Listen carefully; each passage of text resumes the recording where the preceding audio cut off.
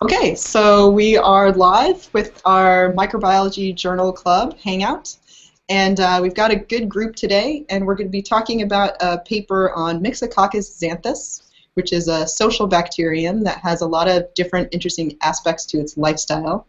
I really liked this paper. I thought it was really unique and a nice kind of journey into microbial ecology, which is not something we've done quite as much of in the Journal Club, so I think this is a good paper to read. Before we get started, I will introduce myself, and then we have quite a few people with us today, some new, so we'll have those people introduce themselves. But I'm Laura Williams. I'm an assistant professor at Providence College in Providence, Rhode Island, and we're nearing the end of our semester. This is our last week, so we're just kind of like staggering, kind of Muppet-like towards the end of the semester and hoping that everything finishes out okay. But I think it's all going to end well, and then we'll be into the summer, which I'm very much looking forward to. So I'm just going to go in the order of the people who are kind of down here on the little panel. So Nicole is right next to me. So Nicole, do you want to introduce yourself? Yes, of course. I'm Nicole Suktio, and I'm a postdoctoral fellow at the University of Northern British Columbia in Prince George, British Columbia. And I'm kind of joining because I really have no one to talk to about bacteria in my universityhood. And I'm not really an organismal biologist either, so it's just kind of nice to be part of a community where we talk about things that are going on in this field, because they are relevant to some of the things that I do. Although my life lately has been all 16S and ITS2 profiling. That's sort of the world I'm in now. Oh yeah, exciting. So you're doing a lot of, you mentioned like kind of soil, fungal community kind of research? Exactly. And sort of in a disturbance context. So our main experiment has been sort of these 20-centimeter pits that we dug in a subboreal spruce forest, and just kind of looking at recovery, community configuration post changing sort of the upper organic layer and the lower mineral layer. Not that deep, however, quite shallow. And trying to look at whether there's any links to very indirect methods of hydrolase activity that we've been able to collect. Oh, awesome. That sounds really cool. Mm-hmm. Yeah, so yeah, the microbial ecology kind of stuff is probably good timing then with this paper for you to join us. Yeah, I mean, it's very, again, organismal, so it's kind of neat to think about the social aspects of the bacteria, because I'm actually trained as a biochemist, so even with the ecology and this sort of stuff, I still feel very much on the periphery. But this paper, again, has been a nice mix of trying to infer, why these segregational behaviors are happening, alongside some really interesting uses of population genetics tools, as well as just really in-depth genomic, inquiry as well. Yeah, absolutely. I absolutely agree. I'm really looking forward to talking about those aspects of it. So thanks for being with us. And I think next to you is Joel. So Joel, do you want to introduce yourself? Sure. I'm Joel Graff. I'm from the Montana Tech, and it's in Butte, Montana, or Butte, America. And I have my PhD work was in virology, and my postdoctoral work was in parasitology, and it's always been having to do with human infections. So I'm a little out of my league in this journal club, but I'm learning.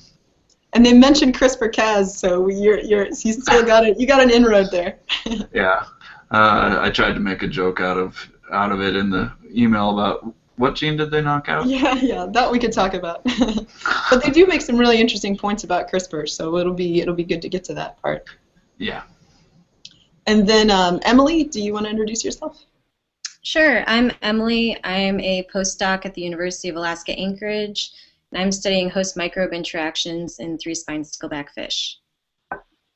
Excellent. Thank you very much. And we had Juan, but I think we lost him at some point, so hopefully he'll be able to jump back in when he gets his connection. So, okay. So, Can I interrupt for a second? Yeah, please do.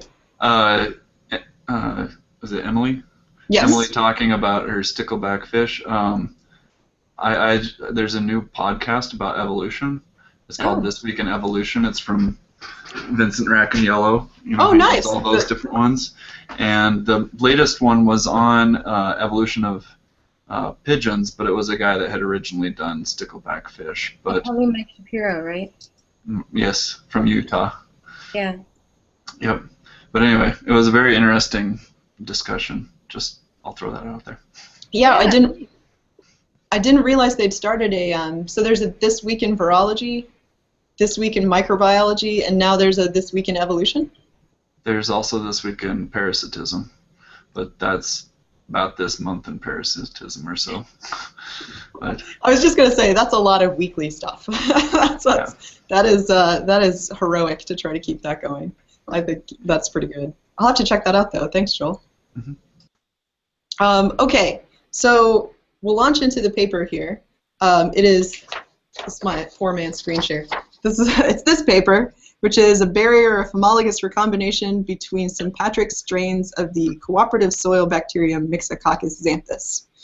And I picked this paper because Myxococcus xanthus is a bacterium that has a predatory component to its lifestyle. And in my lab here at Providence College, we study predatory bacteria. The ones we study are obligate predators. Myxococcus, I think, as I understand it, is not an obligate predator. It has other components to its lifestyle, but it exhibits a lot of really interesting behaviors for a single-celled organism. Part of what it does is it swarms through the soil in order to try to find resources and nutrients. And if it becomes starved, it will actually form these fruiting bodies, which, I think it's a multicellular fruiting body, so you're kind of starting to think, you're kind of on the cusp of thinking about cellular differentiation here. And I think that's why some people are interested in Myxococcus as a model for understanding how cells differentiate, even when you're thinking about more complex organisms like us.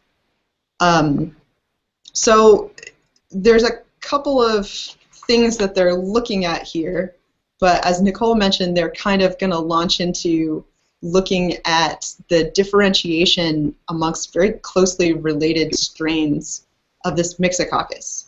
And so I think that's going to be a real interesting aspect of this paper, is the fact that they're trying to explore divergence in what is a very closely related, very genomically similar, genetically similar group of these Myxococcus isolates.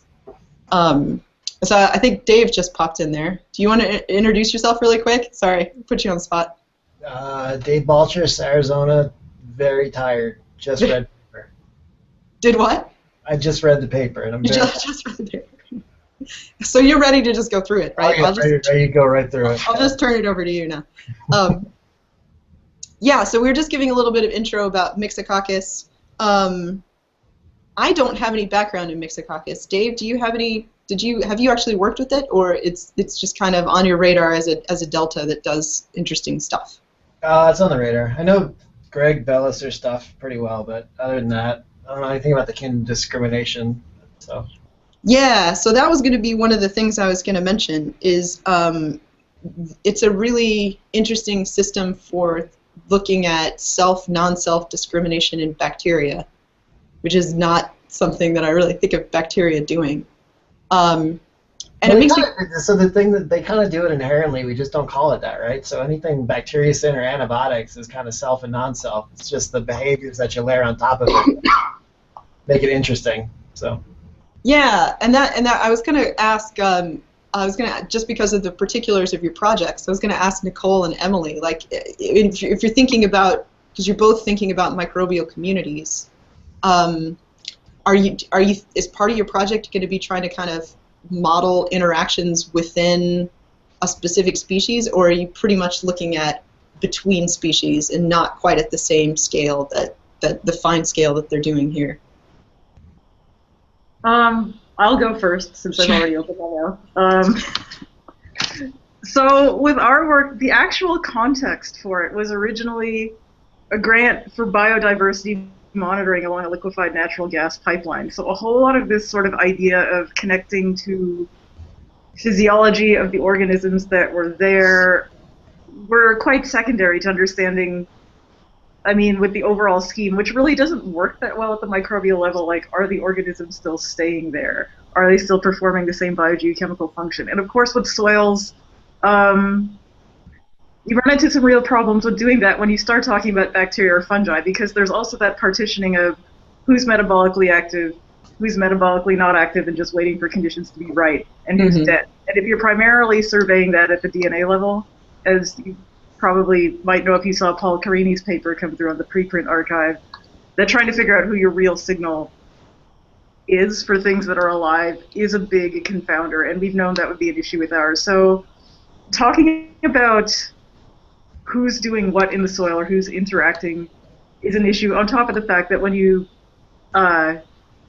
sample, say, 200 milligrams or a tablespoon of soil, what are the meaningful spatial interactions? If you're just doing a MoBio kit on a bulk soil, what can you really say about the distance of what ended up in that tube and whether those are relevant community assemblies? So a lot of my work has sort of been doing the cop-out and focusing a lot on the fungi because there's already sort of a precedent for trait-based ecology based on taxonomy.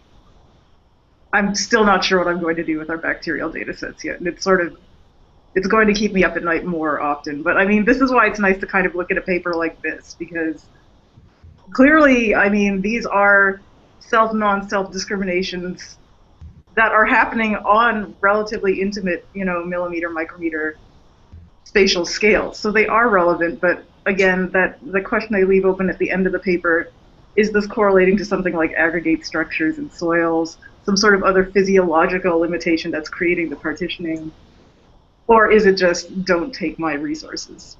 So I'm gonna can I jump in and say something? So do we really know that they're interacting? Like, that's the large assumption in this paper, right? Is that because they measure such a close environment? I mean, it's like 16 centimeters by 16 centimeters.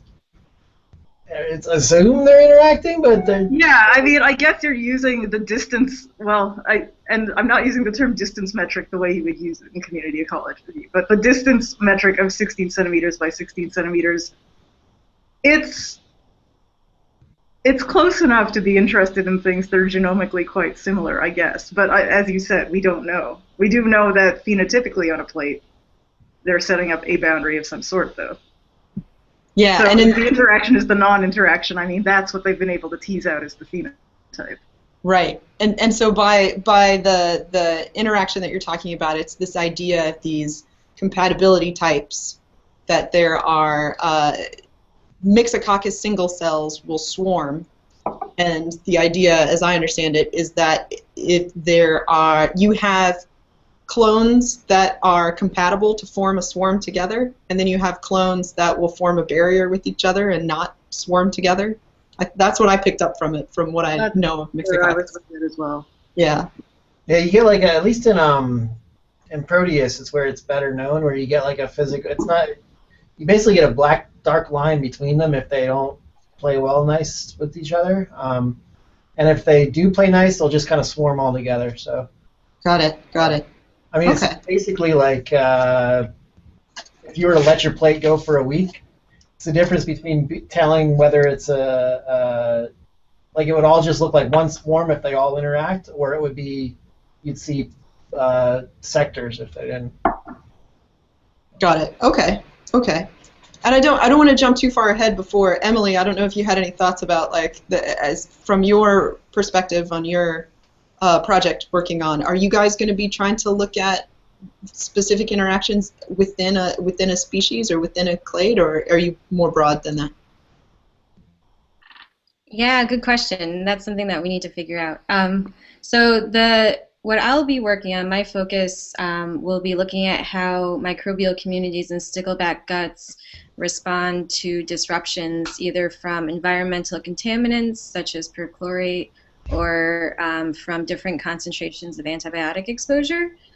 So right now, I believe our goal will be, at least initially, to just focus on how the community is changing at the species level and not look at the spine scale differences. Although I found this paper really interesting. My background is in population genomics in 3-spine stickleback fish that are only very recently diverged. And so it's been really interesting to me as someone brand new to microbiology to see how similar these different analyses are in the microbiology community analyses that we see in population genetics of much larger critters out in the wild. So I thought that the techniques they used were really interesting, but I don't think at this point we're planning to go quite as fine scale as they did. Okay.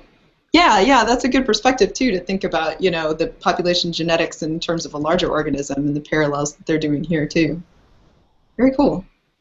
Okay, so I think what we'll do is we'll launch into the paper, and so what the structure that I've kind of adopted here is to go through figure by figure and just kind of go over what we think they're trying to say and if we have any additional comments.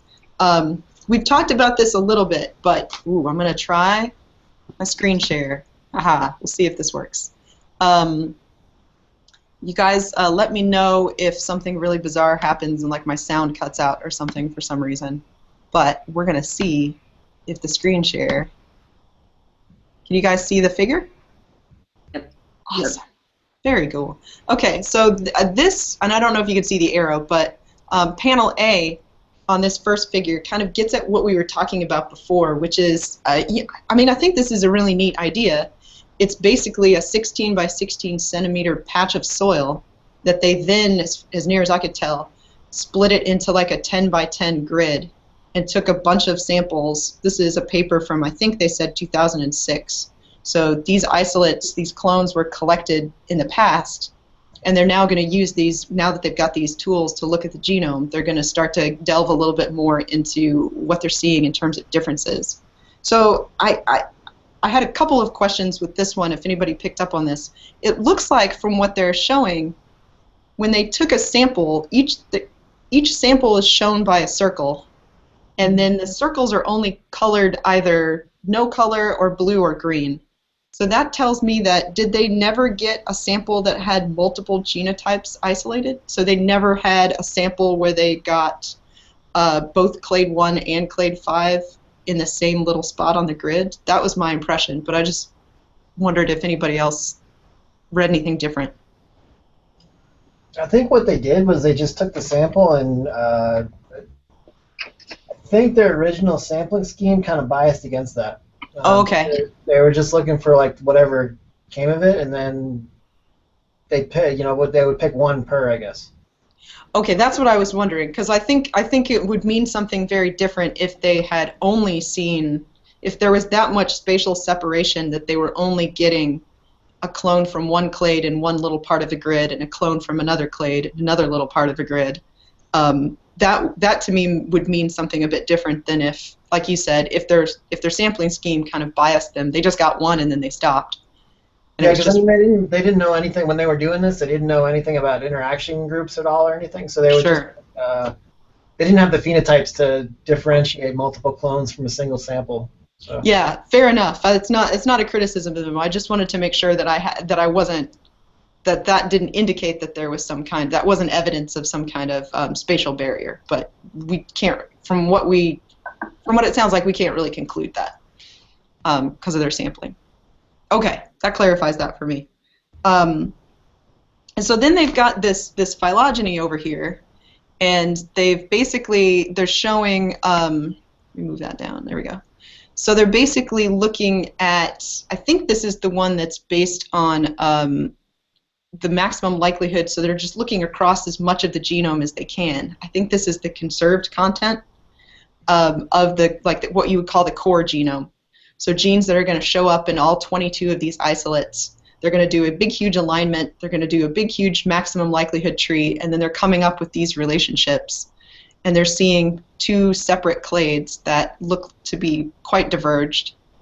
And then within that, they've got little clusters or subclades within each of those. So clade 1 kind of splits out into two subclades that you can kind of see where they've broken the branches a little bit. And then they've mapped on here also this compatibility type idea, which I think we were talking about is whether or not they'll swarm together. So that's another thing that would have been determined, I'm assuming, on a plate? I think so, yeah. That's my understanding. So that's, Joel, go ahead.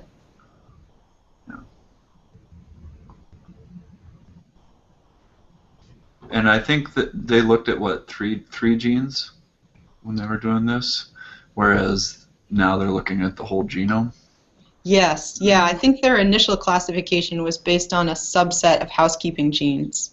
And this data, this Illumina data that they've got, allowed them to expand out on that and get a bit more resolution, I'd say, or detect more differences. One of the things they pointed out, I don't know if you guys caught this, but they like this A92 strain, which probably came from somewhere down in here just based on how they labeled things.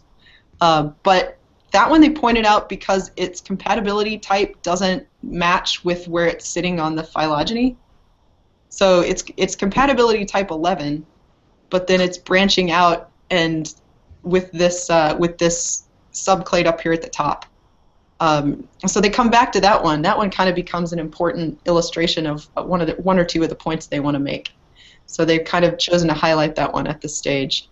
I think just to orient, I think the A92 is the bottom left one because it's 10 by 10, right? So bottom left one. Yeah, you're right. 10 by 10 bot. Oh, it'd be over here. One more to the right. Here? To the right? Here. Thank you. Yeah, there we go. There we go. Yes. Yeah, thanks. Yeah, the one that's colored blue. That's a good key. Yeah. So this is a good orientation for what we're going to do here with the strains. And then we can move on unless anybody has any questions about that one.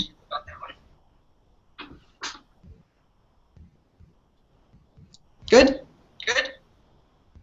Yeah, okay. All right. All right. Ooh, so I'm getting an echo of myself. So maybe somebody could do we have sorry? I think it was Emily because she kept popping up when you would talk. So. Oh, okay. All right. And Emily's like, sorry. Okay, yeah, just wave at me if you want to start talking and I'll stop. Okay, so they've got, that kind of gives us an orientation for this population that they're looking at. And then they start talking about looking at this idea of trying to identify events of recombination events. So they're using this program called Fine Structure. And I don't know a single thing about this program. I have never used it. I don't really know what it does. But from what I could tell from it, what they're attempting to do is they're trying to kind of look to see percentage is probably not the best way to describe it, but the kind of, I guess, the events of recombination between strains. So here's what I got from this. You guys can tell me if this sounds right to you. I basically got that all of this stuff at the top here is actually, you know what? I'm going to stop screen sharing and I'm going to use my annotated one because that might make life easier. So hi, I'm back. So here's what I got. I basically got, there's all my annotations. Like you've got all of this stuff up here is from clade 5, and then all of this stuff down here is from clade 1, and this big blue block right here basically tracks to saying like there is a big lack of recombination events between anybody in clade 5 and anybody in clade 1. Because the blue scale is down here towards the lower percentage of events. And the way it kind of tracks is if you're trying to do the pairwise, you're like any of the ones up here, anytime they get paired with a strain from the other clade, it's just a big blue box of nothing. That's kind of what it looks like to me.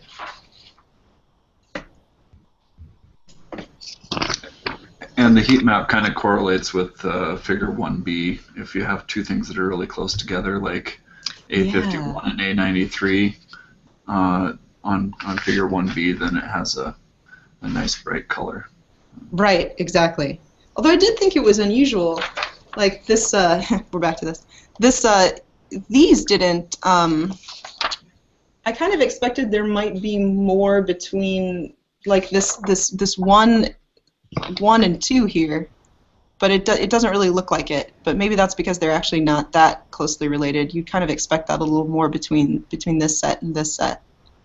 So, it looks like that's their first indication that they have a barrier to homologous recombination, is the fact that this particular analysis just doesn't look like there's that many recombination events going on between the two major clades that they found in their population. But I don't know what the constraints are for that particular analysis. I don't know if there's things going on that they wouldn't pick up on. I'm not sure.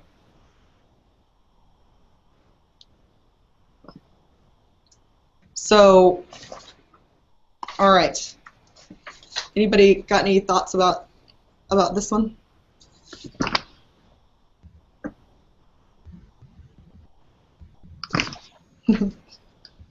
Yeah, I'm trying to decide, like... Yeah, because I keep hearing you shuffle the papers. Interpretation of their description of how fine structure worked, because I have a feeling that I have a colleague who's using this sort of software right now on rad captured data for Western tailed frog. So, not being able to say that much that's technical about it, I feel like this has been commonly used in sort of looking at, population genetics. Like, are we getting the same population genotype? So, the paper does go into SNPs later on, but I'm wondering, like, was your interpretation of this that it really was sort of an align and nucleotide by nucleotide? Or was it a window-based method where they were looking at groups of nucleotides? I kind of am wondering, because, I mean, you do end up with sort of a dendrogram at the end that's telling you something about genomic similarity. Mm-hmm. Yeah, and I have to say, one of the things that because I didn't read the supplementary material, so having given that caveat, what I got from the section on sequencing was that they did Illumina sequencing, so they've got paired end reads, and then what it sounds like they did was they did a lot of alignment to reference genomes. Yeah, they mapped that DK1622. I think that's what they were doing. They were yeah. Yeah, and so then that made me wonder if they do mention later on in their phylogenetics and population genomics analysis section of the methods, which is the second paragraph of the methods, they talk about the whole genome-based phylogeny. They merged and aligned reads against that DK1622, and then they mentioned the de novo assembled clone A00 and the de novo assembled clone A15. So I think we must have done de novo assembly on at least 2 of these isolates, which makes sense. But I kind of wondered if you don't do de novo assembly on all your isolates, and you do an alignment of your reads to a reference, you're not going to find stuff that's in your strain you're assembling, but not in your isolate that you're using as a reference. Unless somewhere in the supplementary methods they've talked about how they dealt with that. Does that make sense, or am I kind of like spinning off into weird sequencing land? To me, it makes sense, but I don't do a lot of like genomic, like we're going to sequence the hell out of something. So to me, what your reasoning does sound okay. Because it's not easy to de novo assemble 100 base pair reads, even if they are paired end. You tend to get, you really don't close a genome that way. You get a lot of context. So I can understand why they did this, but it made me. For this one though, they're just working with the core genome, so it's the stuff that's present in everything. Right. Okay, so for this fine structure analysis, they're going to look at recombination events involving the core genome only. Okay. Would you expect it to change that much if you included the accessory genome? Well, you can't, because you can't. So the way fine structure works is it groups the variation into populations, right? And so it's not a presence-absence thing. It's a variation thing. Okay, so the idea here is we're going to look across genes that are all conserved. We're going to look for recombination events, and we're going to use that as a proxy for trying to estimate kind of the rate of recombination between pairwise comparisons of isolates. So there's no reason to think that you wouldn't see recombination in a core genome, but you would only see it in an accessory genome. If recombination events are happening, you're going to see them in core versus accessory. So you well, but so, I mean, so core and accessory are subjective, right? So sure. It all depends on what level you want to look at. So. Yeah, that's true. Okay. All right. That makes sense. That makes sense to me. Just one more comment on this. You were pointing out the big blue box suggesting that there's barrier. When they go to talk about that in the discussion, they mention that this same program was used for Vibrio parahemolyticus, and that you don't see that at all in another bacteria. So that's a good point. Their results are far different than previous results with this program. Yeah, that's a good point. You're right. I do remember that. Yeah. Yeah, I think that's pretty striking. I agree with them on that. Like, if that had popped out of an analysis, I probably would have gone, oh, wow, that's like the big blue vortex of nothing. We would like to look into that. And so they did. Okay, that makes sense. So then they're going to look at, somebody mentioned they got into SNPs. And so, yes, they did get into SNPs. And they started kind of, this is not a figure, but they start looking at SNPs that are present in more than one clade. And so they're making the argument that if you can find SNPs present in more than one clade, that's likely to reflect interclade recombination. And so when they looked, they said only 8 out of 83,780 total SNPs in their data set were found to be shared by members of both the clades. And then they said the vast majority. And I was like, the vast majority of 8? I don't know. Is that like 7? I don't know. I don't know what that is. But then they said twofold as many SNPs were present in each of the 2 deep subclades of clade 1. So they're looking at clade 1, those 2 subclades, and then they're taking clade 1 versus clade 5, and they're trying to draw some comparisons to be able to conclude what the SNPs are telling them about recombination. Yeah, I mean, 8 and 14 aren't big numbers, but they have some rationale for why they believe that that's the convincing analysis. So I feel like that in combination with their structure analysis is pretty good supporting evidence for suggesting that there's some barriers to recombination here.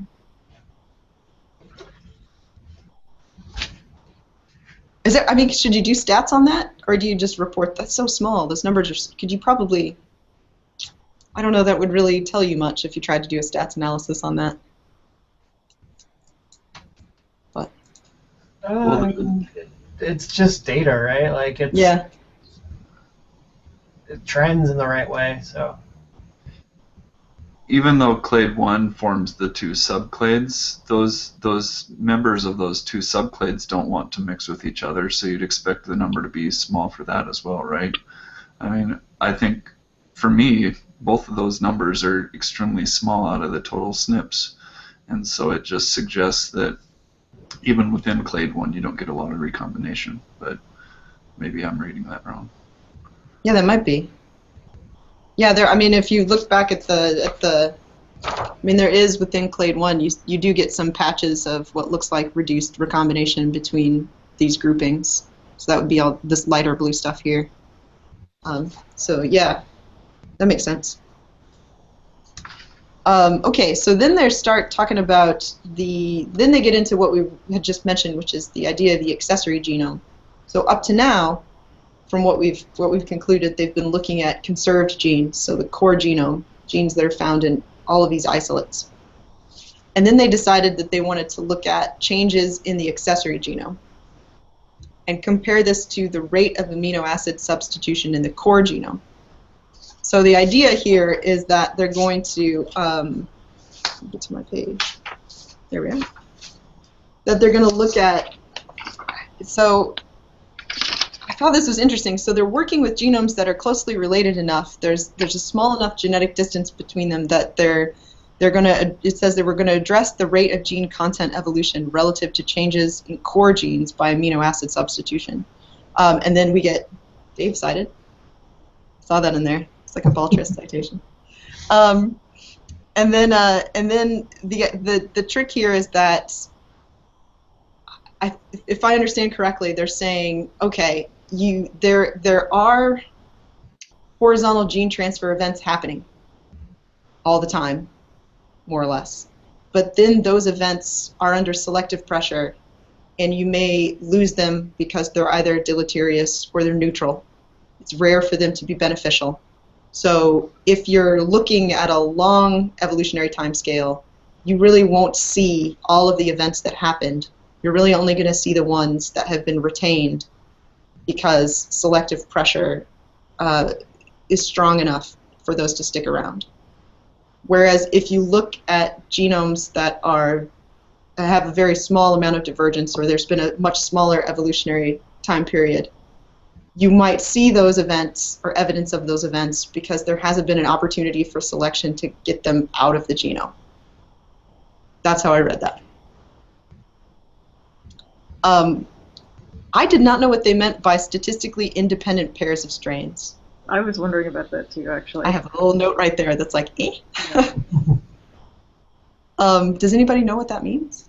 I know what phylogenetically independent strains means, but I feel like this is something different. Where is it saying that? It is, if you're on page 4, it's in the left column, kind of towards the bottom, right where they reference figure 3. They say both metrics were plotted for statistically independent pairs of strains. And I wasn't quite sure what that meant.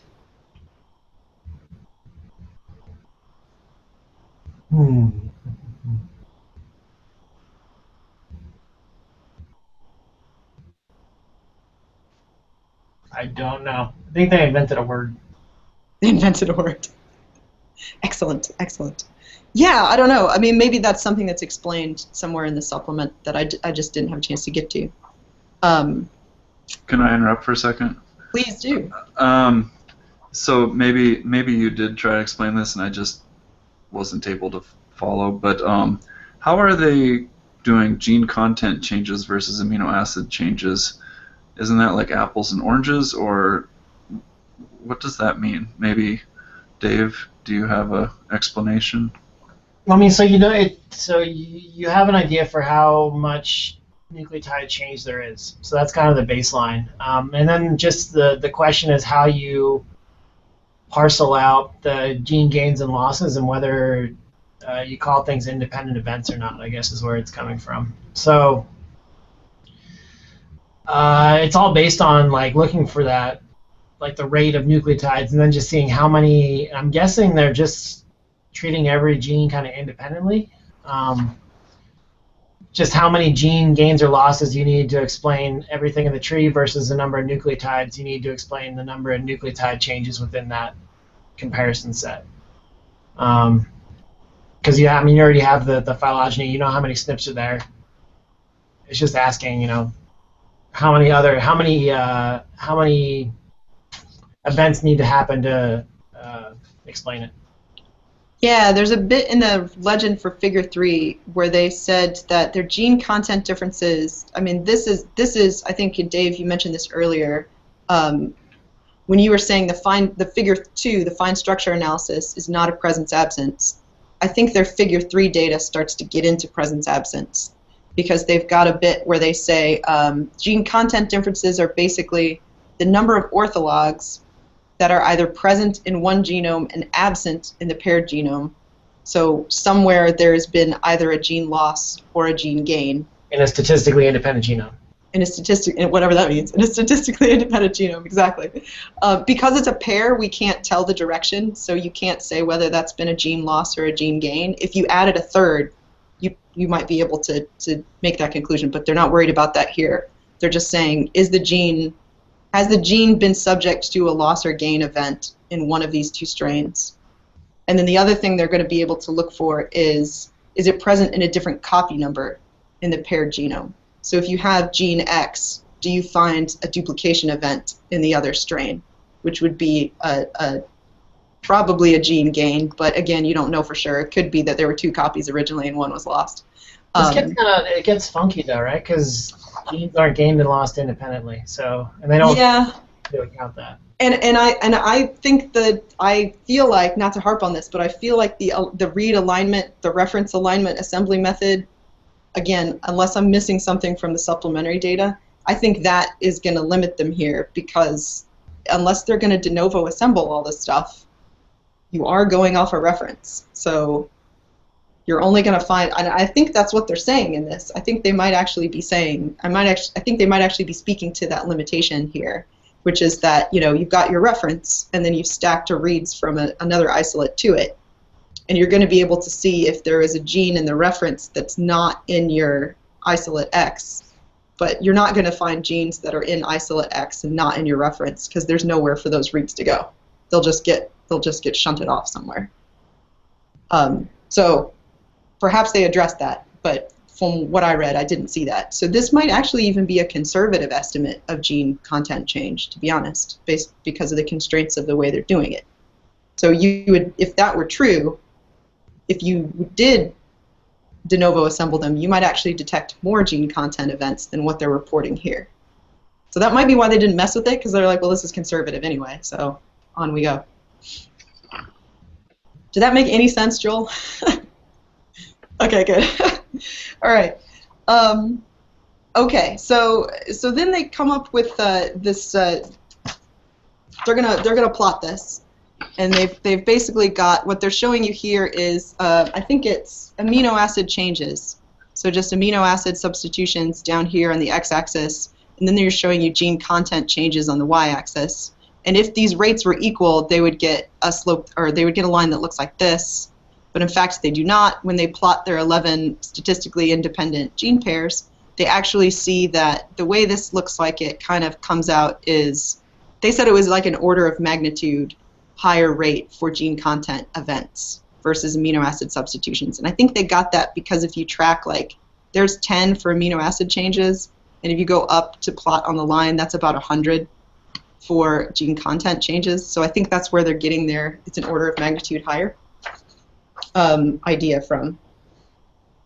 So, you know, that's kind of interesting that they're seeing, yeah, so what they conclude from this is that they're seeing stronger purifying selection against changes in gene content relative to protein changes in the core genes. So yeah, I just saw Dave kind of go, what? I think they're gonna argue that I think they're arguing that that's evidence that the genome is fluid, but those changes are not retained over time. Yeah, I mean, they're just saying that there's more happening in the background with gains and losses than nucleotide stuff, but it's not shocking. Yeah, I mean, it sets a precedent for kind of this population level analyses and stuff, but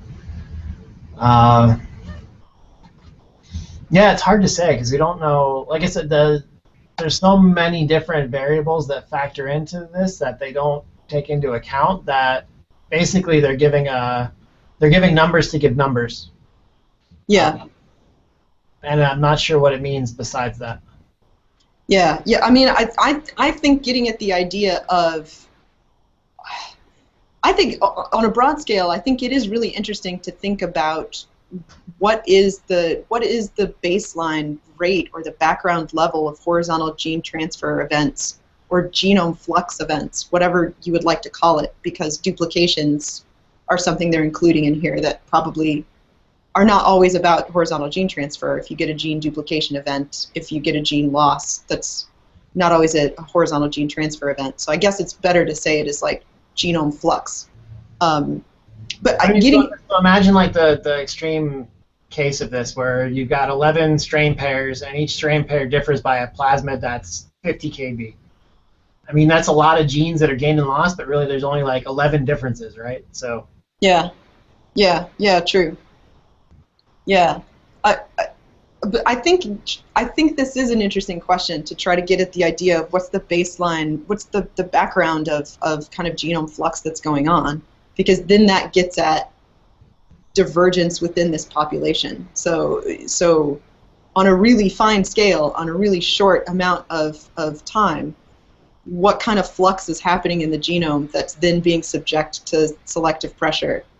And you know, I think that gets at trying to explain why you've got this divergence into these multiple clones even within such a small patch of soil. So I see why they're getting at it, and I think it's a really interesting question. I think it's building the case that there's different populations is all. It's again, the numbers are kind of meaningless, but it's building the case that even with such small divergence, you get a lot of stuff happening in the background with gains and losses, and so it says something about population structure. Yeah, which I think is really interesting. It's really interesting to think about that much happening on a small scale in terms of populations. Nicole. So I think also coming back to that, the numbers for me in Figure 3 were meaningless just because I was eternally confused by that graph yesterday, and it's a little clearer today. But just getting back to the ideas of what these Myxococcus may or may not be doing. Again, we don't know if it's interaction, but we do know that the compatibility types themselves have been established. So it seems to me that by having that figure there, it's a question that you have to address at some point, which is just, is there genome differentiation just because there's genome differentiation, or is compatibility type being accompanied by changes that are manifest translationally? Like, are we changing an active site? Are we changing conformations? Are we changing substrate specificities? Are we changing protein-protein interactions, while this, partitioning is happening within these M. xanthus strains? So it's a question that would have had to be asked at some point. I'm not sure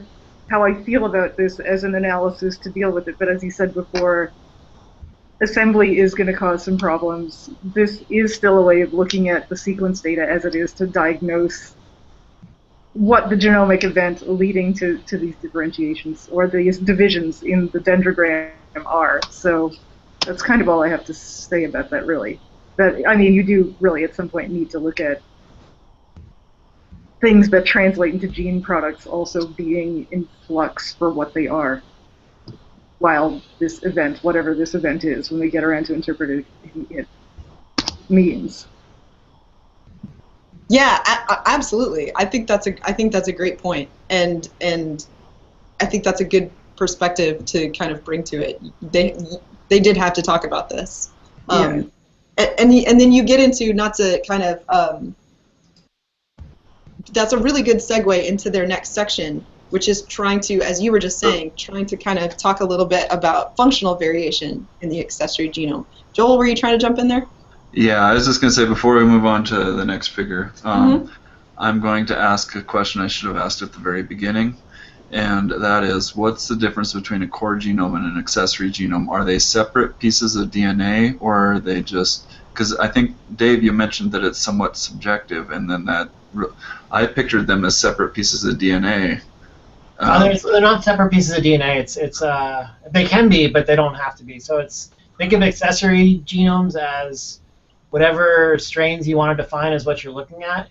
Accessory genomes are genes that are present in some but not others, whereas core genomes are present in all of them. And then the reason it's subjective is because wherever you cut your looking at the tree, that changes. So like a good example of that would be for people who think about pathogens, they like to try to define kind of what's the core genome that all Salmonella have, and then what are the accessory genes that some Salmonella have that make them particularly virulent.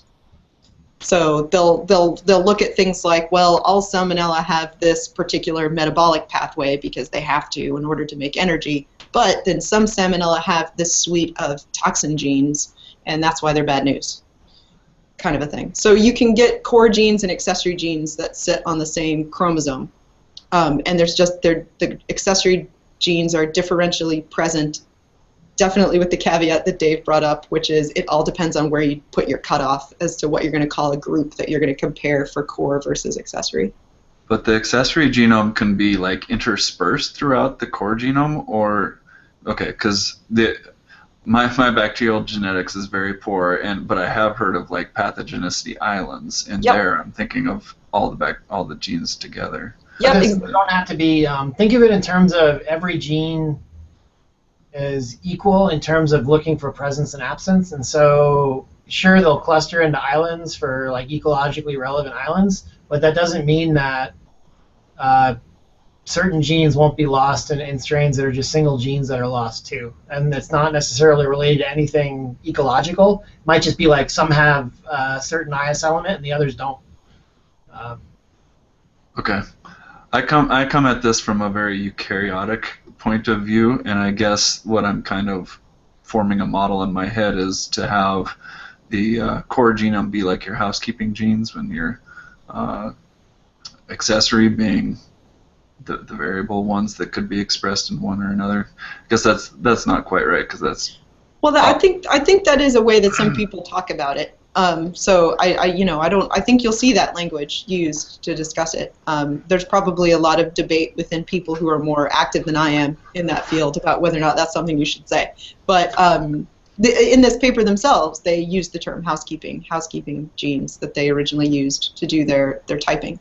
I think that the core genes they're present in every strain you're looking at. The accessory genes aren't, and it could be their housekeeping, but housekeeping is context dependent. So yeah, but you are right that like as Dave was mentioning too, these accessory genes can be on an entirely different piece of DNA if you get a plasmid coming in, and as Dave pointed out, like one horizontal gene transfer event of one plasmid can then add a suite of 50 genes. To a genome. 1,000 in my strain. Or yeah, there you go. Yeah, or maybe it's a mini chromosome at that point. Yeah, that's a good question though, because that's a terminology that gets thrown around a lot, but maybe isn't adequately explained and has a little more nuance to it than I think people often explain. But then leading in from that, which is this idea of you've got these accessory genes that are differentially present in our case, these 22 isolates of Myxococcus xanthus. So then what they did was they have a section here with no figure where they discuss functional variation in accessory gene content. And the major take-home message that I got from this, which is something I got from when I did my postdoc on endosymbionts, which is there are a lot of genes that we know absolutely zero about. Actually, I got a better take-home message from that. Is that they wrote that paragraph, they submitted the paper, then they saw the other paper came out, and they threw a paragraph in the discussion about what's there. What's the other paper? What do you mean? Well, at the end of the paper, they mentioned that this discrimination system was recently reported. Oh, yeah, okay. So I think that's the same. That's the same area, and so I think that's one of those like, hey, we should probably save it, but we don't want to rewrite that whole part of the paper. Yeah. I mean, it is. I have like ranty soapbox time. Like, it is really ridiculous that there are even in the endosymbionts that I worked on, their genomes are like 750 kilobases, and you would still get these genes that are like function unknown. I'm like, well, it's got to be doing something because Blockmania has kept it, and it has jettisoned all kinds of stuff. So what is this doing? But nobody funds that, so we will never know. If you look at like the KEGG analysis and the pathway analyses, like there's all sorts of like broken pathways that have to be functioning in those bugs, but it's just not the E. coli model of it, right? And so, yeah. So, boy, start funding people who are characterizing protein function. That's the Venter thing, right? So I was just going to mention that because I had suggested maybe we could go over that Venter paper of the minimal genome.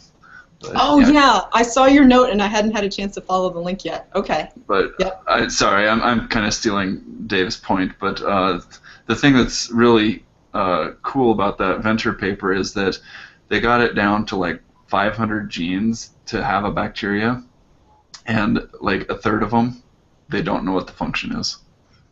And these are like the core, absolute minimal genes you need for life, and they don't know a third of them.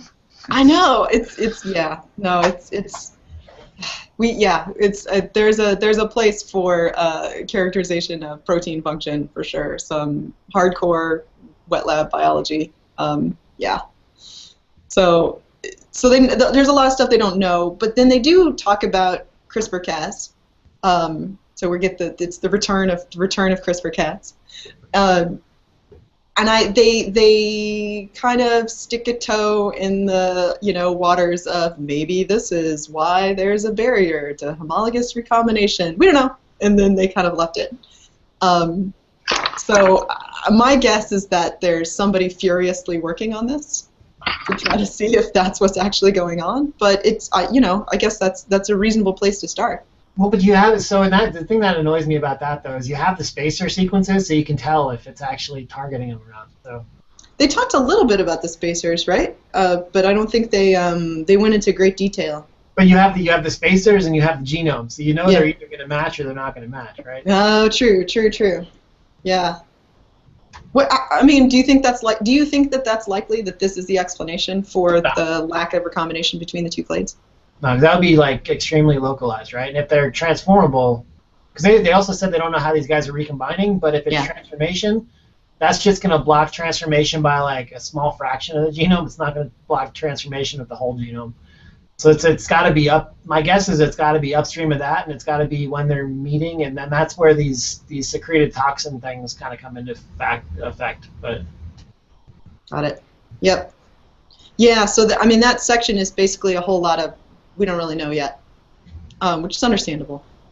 Well, no, I think, like I said, I think they wrote the paper like that, and then in page 8 on the top right corner, like there's another paper that came out that pointed out that these toxin antitoxins were in that area and helped in this. Yeah. I see what you mean. Yeah. So the last section, they get into they start to characterize what Dave just mentioned, which is this. They've kind of zeroed in on a particular region that seems to correlate with this compatibility type that they've observed with the swarming. And so they did a couple of things with Windows to try to zero in on some regions, and they identified this region, and then they came up with this paper, which basically clusters their strains based on the content, as I understood it, of that region. So they've got these it's like a presence-absence matrix that they've then kind of clustered everybody together on the basis of this presence-absence, like 1, 0, 1, 0, 2, 0, 1 copies of each gene. So if each gene is a column, then there's going to be, is it there, and how many copies does it have in each isolate? And on the basis of that information, they can kind of come up with a tree like this that clusters, a dendrogram that clusters everybody together. And it basically, it falls out by compatibility type really well.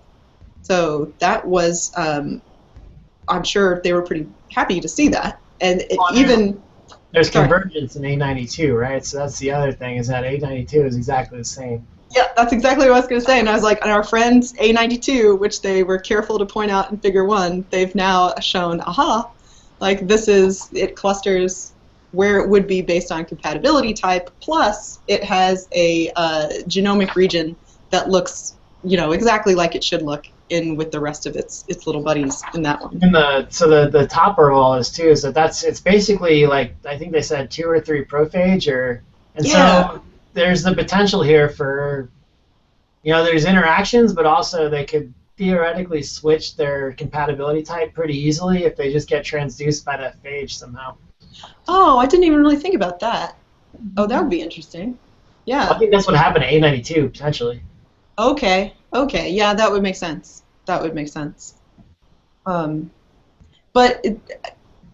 So this doesn't, now I just wanted to, this is how I read it, but I just wanted to be sure that everybody else was agreed with this. I don't think they're implying that this particular region has anything to do with the recombination barriers. I think it's all mapped together. So I think they're saying that region is probably implicated in kin discrimination, and that the kin discrimination is setting up their combination barriers. Okay, all right. That makes sense. So it's kind of basically pre-zygotic mating incompatibility. Got it. You were talking about eukaryotes. Okay, there you go, Joel. Okay, yeah. Yeah. Anybody else have any thoughts on this? Our genome region of interest?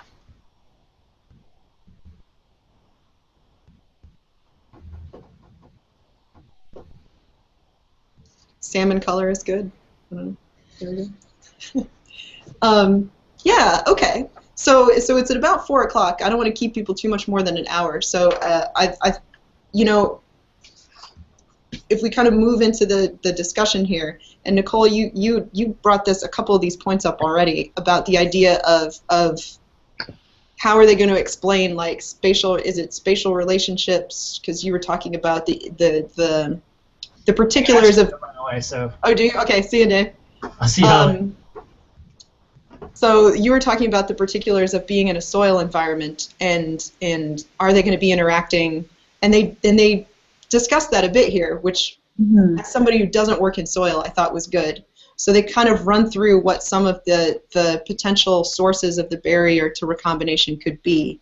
They mentioned isolation by distance, sequence divergence, different genetic elements, and ecological structuring. As you were reading through that, did any of that catch you? Like, did you kind of agree with two of those they dismissed, and two of those they said, these seem likely? Yeah, I mean, distance is always a tricky one, and I mean, the luxury, I think, with this, which you don't get when you're doing community profiling all the time, is that these are cultivation-based systems. So even if you decide to look at this on a plate or in a broth, I mean, there's some chance to at least look at whether there's lifestyles that are actually, if you're tracking it by maybe stable isotopes and looking at whether a nutrient's being utilized equivalently by two clades or two different compatibility groups, it does matter. I mean, again, for me, going off onto this, they do have a genome region identified, which is really nice. So the idea of getting back into what are those proteins and what are they doing? I mean, you can do the inquiry at the level of characterization. I would really like to see a follow-up experiment where they've got two compatibility types grown on some space and just throwing nutrients at it, Like, is there another way of getting the phenotype first and then working backwards to the genotype? That's what I'd like to know, Because for me, I don't know that much about Myxococcus. So the other thing, I mean, it's one of those bacteria that can move around, but we're not talking about really large spatial translation. So the idea of, is there secretome? And again, we've talked about the CRISPR-Cas, with respect to some degree of non-self, as well as the toxin-antitoxin. So is it just about defensive secretome elements, or is it nutrient acquisition secretome elements as well? Like, where are these physiological divisions manifesting? Which isn't really addressing your question that well, because I'm having a lot of trouble remembering and trying to read simultaneously and speak on the discussion at the same time. No, I think that was all great. That was great, yeah. Okay. So for me, that's sort of been a big hang-up with my own work, is that doing the static DNA picture on soils is not telling you much about whether you're sensibly looking at whether you're making a sensible assumption that community is what community is because of the distance that you're sampling it. With fungi, you have also morphological differentiations because you have things that form mats, you have things that form really close, intimate contacts and don't really protrude more than a few millimeters into the soil. So who's competing with whom for substrates, really? And I think this is also, again, another question. So aggregate size, are there Myxococcus in different pore spaces of soils? And maybe that's what they're defending because there's a pocket of nutrients there and they're like, well, we can just keep them out of here. So, I mean, this is why I wish I'd had time to look at the 2006 paper to think about maybe the depth at which they did their sampling. Soil type as well. So soil structure as well. I mean, you're going to have different oxygenations if you're looking at clays, if you're looking at mineral interfaces, the ease of extraction. So it does make sense that you want to have systems like this because even as it is, the distributional heterogeneity on top of the bioavailability challenges to getting food in an environment like that are going to be quite tough. A group of organisms is going to want to hang on to what they have when they have it, So. Yeah. I think those are all really great points, especially from the perspective of somebody who's working in soil communities, which is not something I know anything about. I'm looking forward to reading what they do more with this because I doubt that this is the last word on this. So I think it'll be really interesting to see what they do with the rest of this data. As you said, if they can conduct some experiments to try to maybe work backwards, if they could get a compatibility type to switch, like David mentioned with the prophage, that would be really interesting too. Joel and Emily, do you guys have any kind of wrap-up thoughts, overall thoughts about the paper? About the paper, no, but I was going to mention that, so Emily, could you mute? I'm getting feedback. Thank you. I was just going to mention that your soapbox about we need to figure out what proteins do. I previously was at the University of Iowa, and I was trying to write big grants, and you have to have huge ideas and that sort of thing, and to get a grant funded. Now that I'm at a primarily undergraduate institute, the grant that I just turned in was just to look at this one family of proteins in the human genome where some of the members have been known to be involved in antiviral immunity, but there's 75 total members, and most of them haven't been studied well.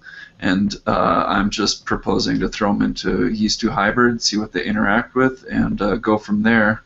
And who I'm competing against for funding,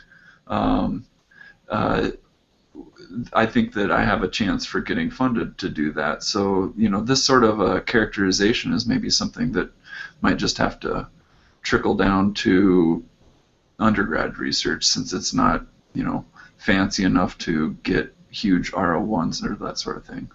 But anyway, that's a little off topic, but I've just been thinking about your comment since. Yeah. Well, I hope you hear something good from that, because it may not be flashy, but it's obviously important. So. Yeah, I'll find out in a week or two, I think. Oh, good luck. So, thanks. Emily, did you have some thoughts too? Yeah, I guess my final thoughts.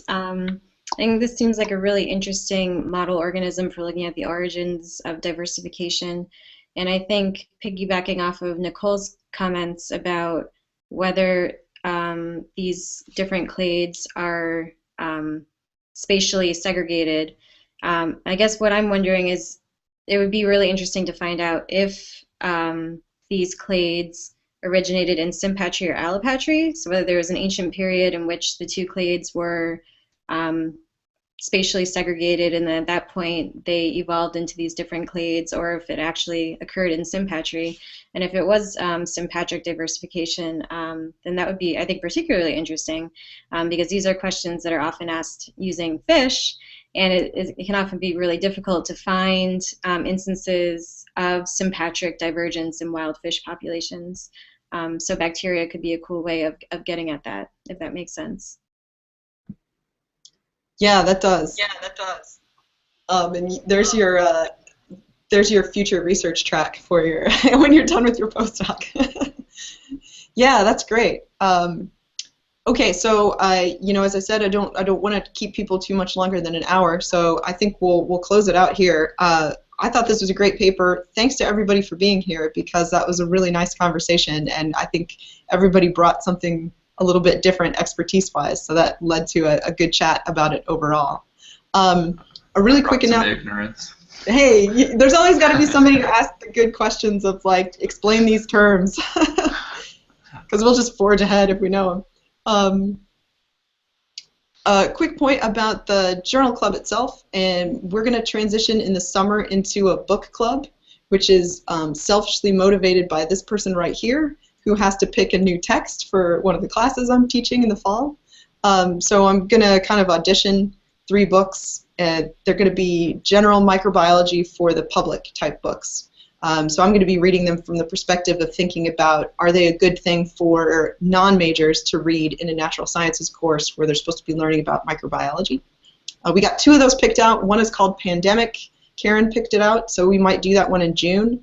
I don't have a July book right now, and then we're going to do Ed Young's I Contain Multitudes in August. So if that interests anybody who's here today or who's watching this, please, I'm accepting suggestions for a July book. I've got a couple from other people, so I think I might try to get together a list and maybe poll people about what they think sounds most interesting, because apart from June and August, we're kind of open for our middle book.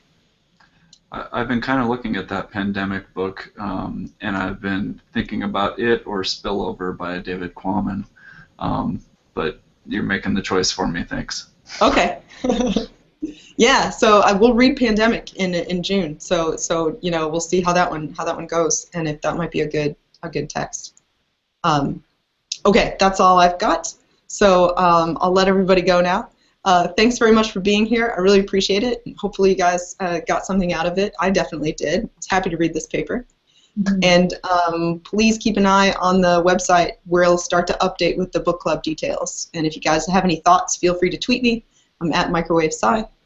And there we go. So thanks, everybody. Thank you.